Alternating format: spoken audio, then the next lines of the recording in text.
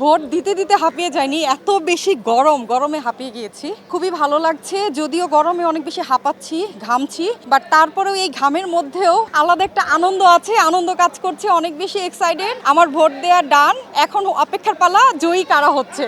আসলে এখানে যারাই আছেন সবাই হচ্ছে আমাদের ভাই ব্রাদার, বড় আপু, বন্ধু সবাই। বাট যেহেতু একটা প্যানেলকে সাপোর্ট করতে হবে, তো সেই জায়গা থেকে নর্মালি কি হয়, আমরা যাদের সাথে সবসময় চলি, যাদেরকে সবসময় কাছে পাই, তাদেরকেই আসলে সাপোর্ট করতে হয়। বন্ধু মহল আমাদের তো আসলে একটা বড় একটা গ্রুপ আছে, তো এই গ্রুপ তো আসলে সবাই এটা জানে। আপনি যেহেতু আপনি বাইরে থেকেই আপনি বলে দিচ্ছেন, আমি আশাবাদী যে জয়ী হবে আর ইনশাল্লাহ ভালো কিছু হবে। পরিবেশটা ভালো, বাট এইবার আমার যেটা মনে হয়েছে যে আউটলুক অনেক বেশি ঢুকে গিয়েছে, সিকিউরিটির একটু ঘাটতি ছিল, অল ওভার সবকিছু ঠিক ছিল।